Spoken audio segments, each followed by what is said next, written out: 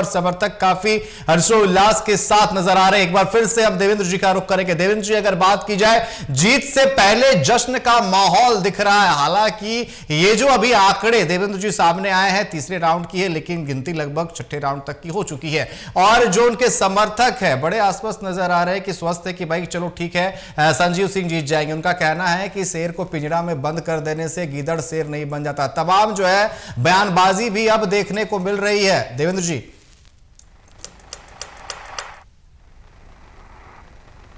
क्या मेरी आवाज आप तक पहुंच पा रही है? जीत का जश्न अभी से ही देखने को मिल रहा है, समर्थक काफी खुश नजर आ रहे हैं और ऐसा लग रहा है कि बड़ा जीत के और संजीव सिंह आगे बढ़ते हुए नजर आ रहे हैं। लगातार समर्थक ये कह रहे हैं कि भाई आप हमारे खेमे और दूसरे खेमे में जाकर के देख लीजिए कि जश्न का माहौल कहां दिख रहा है। क्या कहेंगे देवेंद्र जी, जो जीत का माहौल अब से ही देखने को मिल रहा है संजीव सिंह के समर्थकों के बीच? जब बढ़त बनाए हुए हैं तो जीत का माहौल भी दिखेगा और गुलाल भी उड़ेंगे, इसमें कोई संदेह नहीं है। और अगर जो अन्य राउंड में भी, जैसा कि अभी राज्य निर्वाचन आयोग के सचिव ने बताया कि 6 राउंड के मतगणना पूरी हो गई है, तो उसके भी जब आंकड़े हमारे सामने आएंगे और उसमें भी ये बढ़त बनाते हुए देखे जाएंगे तो वास्तव में ये जश्न होली के जश्न में बदल जाएगा। और उत्साह देख करके तो ऐसा लगता है कि अन्य राउंड में भी, अब उनके समर्थक हैं तो उत्साह होगा ही, और अन्य राउंड में भी जो है इनकी बढ़त होगी। हालांकि इनके एजेंट होंगे अंदर, उनको पता चल रहा होगा कि चौथे और पांचवें राउंड की क्या स्थितियां हैं। सूत्रों के अनुसार अगर जो उनसे कुछ निकलवा पाने में हम लोग सक्षम हुए तो जरूर हम अपने दर्शकों को बताएंगे। लेकिन एक चीज है कि अगर शुरू से बढ़त बनाए हुए हैं तो अंत तक बढ़त कभी कभी बनी भी रहती है, और जब बनी रहेगी तो वास्तव में सिंह मेंशन और संजीव सिंह के समर्थक इस होली में उत्साह के साथ, दोगुने उत्साह के साथ जो है सम्मिलित होंगे और आज से ही होली मनाना शुरू कर देंगे। लेकिन देवेंद्र जी, हम जो चर्चा कर रहे थे इससे पहले समर्थकों को लेकर के, सिंह मेंशन की चर्चा कर रहे थे, बीजेपी, जेएमएम, तमाम चीज़ों को, संजीव अग्रवाल को समर्थन बीजेपी का, और पत्नी धर्म और पार्टी धर्म, ये दो चीज को लेकर के हम चर्चा कर रहे थे। वो रागिनी सिंह निभा रही थी, लेकिन कार्यकर्ता तो अपना धर्म निभाएंगे क्योंकि जो बेस कार्यकर्ता है रागिनी सिंह के, वो तो संजीव सिंह के ही रहेंगे। तो भले ही रागिनी सिंह ना जाए नॉमिनेशन में, प्रचार में ना जाए, लेकिन एक बड़ा जन समर्थन जो है उनके तरफ जरूर जाएगा जो रागिनी सिंह के साथ है, और यही देखने को मिल रहा है। बिल्कुल बिल्कुल अंकित, आपका आकलन बहुत सही है और बिल्कुल सटीक भी है। पत्नी भले ही ना कहे अपने समर्थकों से पार्टी के पद चिन्हों पर चले, उनकी मजबूरी हो, लेकिन क्या पत्नी के मन की बात उनके समर्थक जो रागिनी सिंह के समर्थक हैं, क्या उनको पता नहीं चली होगी? क्या कोई पत्नी चाहेगी कि हमारा पति हार जाए और हम उसके विपरीत प्रचार करें, हमारे समर्थक उनके खिलाफ जाकर के चुनने को वोट करें? तो जो बीजेपी के वोटर्स इस बात को समझते थे, जो रागिनी सिंह के समर्थक थे इस बात को समझते थे, हमको लग रहा है कि संजीव अग्रवाल को वो वोट न दे करके पूरा वोट जो है कन्वर्ट हुआ है संजीव सिंह। तो एक तरह से कहा जा सकता है कि यहां कुछ लाभ दिखता हुआ नजर आया है।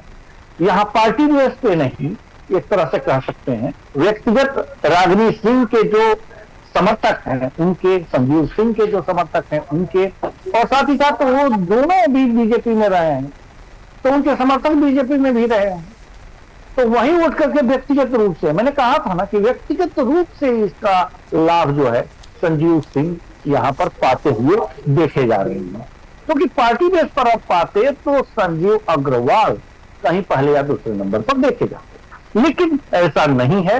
तो आप सोच सकते हैं और समझ सकते हैं कि जो दलगत यहाँ पर चुनाव की व्यवस्थाएं, नगर निकाय चुनाव में इसकी व्यवस्थाएं की जाती थी, वो ऐसी ना होकर के व्यक्तिगत रूप से हैं, और इसी का परिणाम संजीव सिंह आगे देखे जा रहे हैं। जी बिल्कुल। और एक मेहमान हमारे साथ जुड़ चुके हैं, जेएलकेएम के केंद्रीय महासचिव विजय सिंह जी भी हमारे साथ जुड़ चुके हैं आज फिर से। विजय जी, आपका भी बहुत बहुत स्वागत है। तमाम नतीजे जो है सामने आ रहे हैं। कल भी हम चर्चा कर रहे थे कि धनबाद के जो परिणाम है वो कल आएंगे, और आज भी जो राज्य निर्वाचन आयोग के सचिव ने कहा है कि रात 8 बजे तक नतीजे आ जाएंगे। कैसे देख रहे हैं ये जो आंकड़े सामने आ रहे हैं? कल से संजीव सिंह बढ़त बनाए हुए हैं, आज भी वो बढ़त बनाए हुए हैं। सबसे पहले तो पैनल पे बैठे हुए सभी लोगों को मैं जोहार करता हूं, दर्शकों को जोहार करता हूं। देखिए, ये चुनाव 2-3 संदेश देकर के गया है जी कि जी। कोई भी पार्टी कितनी भी बड़ी क्यों ना हो, अगर आप अलोकप्रिय चेहरों को थोपेंगे तो जनता रिजेक्ट करेगी। और जो अभी धनबाद में हो रहा है और जो चास में कल हुआ, ये 2 बड़े उदाहरण है। भारतीय जनता पार्टी के समर्थित उम्मीदवार अविनाश कुमार जिस ढंग से चास में हारे हैं, या फिर जो संजीव अग्रवाल की जो स्थिति है धनबाद में, ये 2 बड़े उदाहरण है। बड़े राजनीतिक दलों के लिए बड़ा संकेत, बड़ा मतलब एक इशारा भी है कि कोई भी दल, कोई भी नेता मनमर्जी करके अगर जनता के सेंटिमेंट के खिलाफ, जनता के सामने अगर कोई बड़ा अलोकप्रिय चेहरा भी अगर रखा जाए, तो हमको लगता है कि भले संगठन की ताकत हो, लेकिन जनता निकाय चुनाव में ऐसे चेहरों को रिजेक्ट करती है। जी बिल्कुल, साफ तौर पर। लेकिन अगर बात की जाए जेएलकेएम की, प्रकाश कुमार की अगर बात की जाए, हालांकि कुछ वोट उन्हें मिले हैं, लेकिन वो तीसरे, चौथे, 5वें तक भी नजर नहीं आ रहे। जेएलकेएम को उम्मीद थी कि चलिए ठीक है, टॉप 3 में हम रहेंगे। हालांकि जीत की उम्मीद तो आप भी भर रहे थे, लेकिन 5वें नंबर तक भी वो नजर नहीं आ रहे हैं। क्या कहेंगे इस पर, कहां कमी रह गई?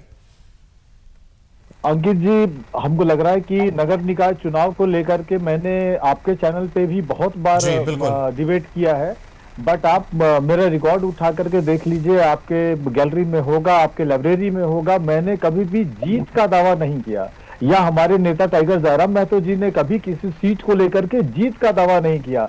अलबत्ता हम लोगों ने एक शब्द का जरूर इस्तेमाल किया था कि जो हमारे प्रत्याशी है, समर्थित प्रत्याशी है, वो अच्छा प्रदर्शन करेंगे, बेहतरीन प्रदर्शन करेंगे। लेकिन मैं इतना जरूर स्वीकार करता हूं कि शहर में हमारे वोट नहीं, वो इस चुनाव में साबित हुआ। पार्टी को बहुत कुछ करने की जरूरत है शहरी वोटरों को लुभाने के लिए, शहरी वोटरों को कन्विंस करने के लिए। पार्टी नए सिरे से शहरों में अपने संगठन का पुनर्गठन करेगी। हेलो जी बिल्कुल, आपकी आवाज आ रही है। नहीं, निश्चित तौर पर हम लोग समीक्षा करेंगे और चीजों को जरूर देखेंगे। लेकिन मैं इतना जरूर स्वीकार करता हूं कि हम लोगों की चर्चा, टाइगर जयराम महतो जी की चर्चा निश्चित तौर पर शहरों में है, लेकिन वोट जो है वो कन्वर्ट नहीं हो पाया, वो डिलीवर नहीं हो पाया है। उसको लेकर के संगठन को क्या कुछ करने की तैयारी है, हम लोग इसकी समीक्षा जरूर करेंगे।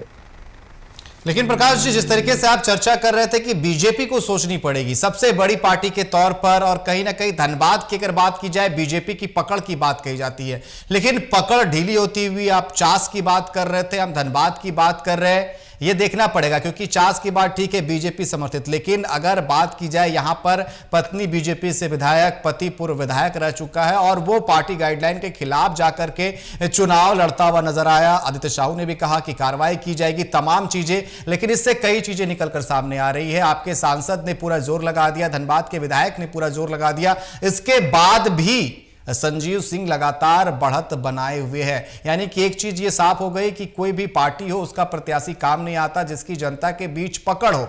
और अब बीजेपी को सोचना पड़ेगा, क्योंकि आगामी विधानसभा चुनाव में भी कि भाई किसे वो सीट दे, जब सांसद का चुनाव होगा उस समय भी सोचना पड़ेगा कि भाई किसे दे। ये एक बड़ा सवाल छोड़ जाएगी ये चुनाव।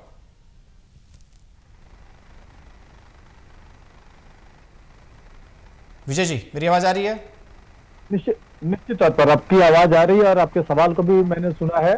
देखिए, जो बातें आदित्य साहू जी ने कही है, जो प्रदेश अध्यक्ष है यहाँ पर झारखंड के बीजेपी के, अगर उन्होंने तो चास में 2 लोगों को शोकॉज कर दिया है, जो अविनाश कुमार जी के खिलाफ जिन लोगों ने चुनाव लड़ा, डॉक्टर परिंदर सिंह को और ऋतु रानी सिंह को, और उन्हीं के बागी हैं संजीव सिंह। और भारतीय जनता पार्टी में अगर साहस है तो वो संजीव सिंह को शोकॉज करके देखे, उनके ऊपर वो कार्रवाई करके देखे। मैं तो कह रहा हूं कि राजनीति के अंदर बोलना और करना अंतर है। राजनीति में भी कहीं ना कहीं हमको लगता है कि जो छोटी मछलियां हैं, जो छोटे कद के जो नेता है, वो उनके खिलाफ कार्रवाई आसान है। लेकिन मैं तो चुनौती दे रहा हूँ भारतीय जनता पार्टी को कि धनबाद में संजीव सिंह उन्हीं के पार्टी के कैडर है, उन्हीं के पार्टी के नेता रहे हैं। अगर उनके ऊपर अगर वो कार्रवाई करके अगर दिखाएं तो हम लोग माने।